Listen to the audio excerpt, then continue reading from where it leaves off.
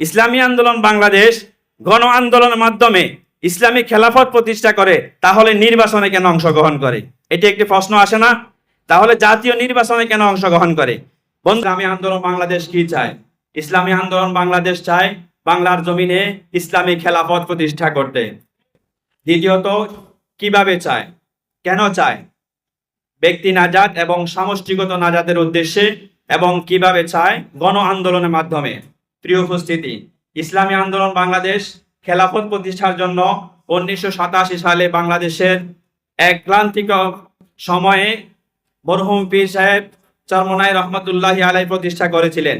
অর্থাৎ বাংলাদেশে যে রাজনৈতিক দুরাবস্থা, সেই দুরাবস্থা থেকে বাংলাদেশের মানুষকে মুক্তি দেওয়ার উদ্দেশ্যে ইসলামী খেলাফত প্রতিষ্ঠার জন্য তিনি ইসলামী আন্দোলন বাংলাদেশ প্রতিষ্ঠা করেছিলেন। আমরা ইসলামী আন্দোলন বাংলাদেশের সদস্য হয়েছি মানে বাংলার জমিনে আমাদের শ্রম, আমাদের মেধা, আমাদের মাল, আমাদের জান সর্বোচ্চ দিয়ে আমরা ইসলামী খেলাফত প্রতিষ্ঠার জন্য যার যার অবস্থান থেকে চেষ্টা করব ইনশাআল্লাহ। প্রিয় উপস্থিতি, ইসলামী আন্দোলন বাংলাদেশ এই যে খেলাফত প্রতিষ্ঠা কেন চায়? ব্যক্তি নাজাত এবং সমষ্টিগত নাজাতের বিষয়ে মহান আল্লাহ তাআলা কোরআনে কারীমের মধ্যে ইরশাদ করেন, ইয়া আইয়ুহাল্লাযীনা আমানু কু আনফুসাকুম ওয়া আহলিকুম নারা। হে মুমিনগণ, তোমরা প্রথমত নিজেকে এবং তোমার অধীনস্থদেরকে জাহান্নামের আগুন থেকে তোমরা মুক্তি করো। এর জন্য আগে আমরা ব্যক্তি নাজাত, অর্থাৎ আগে আমি আমার ব্যক্তি জীবনে ইসলামকে প্রতিষ্ঠা করতে হবে। আমি যে রাষ্ট্রীয় ক্ষমতা, রাষ্ট্রীয়ভাবে ইসলামী খেলাফত প্রতিষ্ঠা করব, ইসলামী শরিয়া প্রতিষ্ঠা করব, তার আগে আমি আমার ব্যক্তি জীবনে কি করতে হবে? ইসলামকে প্রতিষ্ঠিত করতে হবে। আমার 3.5 হাত বডির মধ্যে ইসলাম নাই, আমি যদি কাউকে বলি ইসলামী হুকুমত চাই, ইসলামী খেলাফত চাই, এটা হচ্ছে ধোঁকাবাজি। এটা মানুষের সাথে ধোঁকাবাজি ছাড়া কিছু নয়। অতএব কারণে ইসলামী আন্দোলন বাংলাদেশ চায় যে আমি প্রথমে আমার যে সংগঠনের সদস্য হয়েছেন ওনাকে আগে ব্যক্তি নাজাতের জন্য যে যে শিক্ষা দরকার, যে প্রশিক্ষণ দরকার, যে দিক নির্দেশনা দরকার, সেই দিক নির্দেশনা আমাদের এই সংগঠন দিয়ে থাকে। এই জন্য আমার প্রথমত ব্যক্তি নাজাতের জন্য আমাকে কোরআন ও সুন্নাহর আলোকে আমার পুরা জিন্দেগিটাকে, আমার দিনের শুরু থেকে শেষ পর্যন্ত প্রতিটা কাজে আমাকে শরিয়া অবলম্বন করে, ইসলামী শরীয়ত অবলম্বন করে আমাকে চলতে হবে। এবার আসেন সমষ্টিগত নাজাত।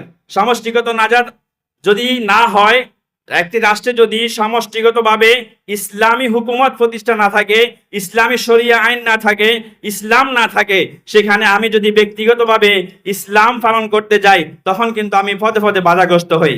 দেখুন, আমরা যারা যেই দেশে থাকি, যেই দেশে অবস্থান করি, ওই দেশে আমি আমার রাষ্ট্রের কানুনকে পরোক্ষ এবং প্রত্যক্ষভাবে মানতে বাধ্য। আমি এখন আমার বাংলাদেশে অবস্থান করছি, আমি বাংলাদেশে যে আইনের দেশ চলছে, আমি সেই আইনের অধীনে কিন্তু আমি পরিচালিত হচ্ছি। আমাকে আমার দেশের যে কানুন, সেই কানুন অনুযায়ী চলতে হচ্ছে। আমি একজন মুমিন হিসেবে আমি সুদ ভিত্তিক লেনদেন থেকে আমি নিজেকে বাঁচাতে চাই, কিন্তু আমি আমার রাষ্ট্রের কানুনের কারণে সুদ ভিত্তিক লেনদেন থেকে আমি আমাকে বাঁচাতে পারবো না। আজকে আমাদের দেশে রাষ্ট্রীয়ভাবে যে জেনা বেবিচারের কি করছে, লাইসেন্স দেওয়া হচ্ছে। আমি জেনা বেবিচার নিজে বাঁচতে পারতেছি, কিন্তু আমার রাষ্ট্রের আরো অনেক মানুষ, লক্ষ লক্ষ মানুষ জেনা বেবিচার থেকে বাঁচতে পারতেছে না।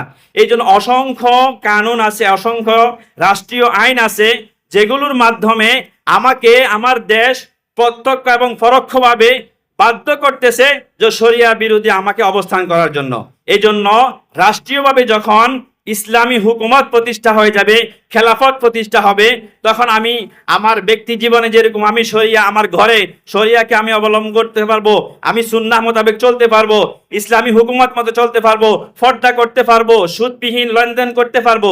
তেমনিভাবে আমার রাষ্ট্রের যখন আইন সেভাবে প্রতিষ্ঠিত হয়ে যাবে, আমাকে অটোমেটিকলি আমি কি করতে পারবো, আমার সেই রাষ্ট্রীয় পর্যায়েও আমি আমার ইসলাম অনুযায়ী আমার জীবন পরিচালনা করতে সক্ষম হব।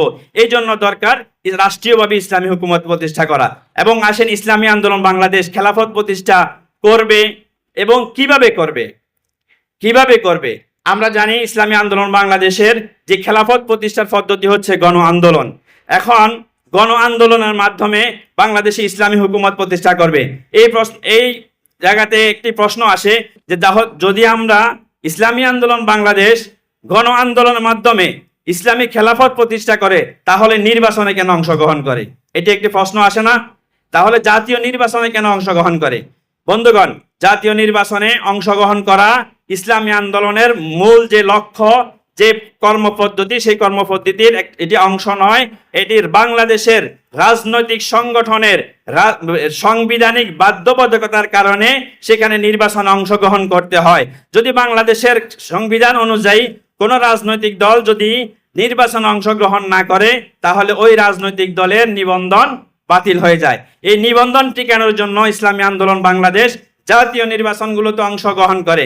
কিন্তু ইসলামী আন্দোলন বাংলাদেশ যখন আমাদের যে শক্তি হবে, ওই পরিমাণ শক্তি অর্জন হবে, যেই শক্তির মাধ্যমে খোদাদ্রোহী বা জালিম সরকারকে বিতাড়িত করে, যেভাবে 24-এর গণ আন্দোলনের মাধ্যমে ফ্যাসিস্ট হাসিনাকে বাংলাদেশ থেকে বিতাড়িত করতে সক্ষম হয়েছে। সারা বাংলাদেশের মানুষ ঐক্যবদ্ধ হয়ে গেছে, এই ফ্যাসিস্টটিকে সরাতে হবে। এই দাবির উপরে যখন একসাথ হয়ে গেছে, তখন সেই ফ্যাসিস্ট আর বাংলাদেশে টিকতে পারে নাই।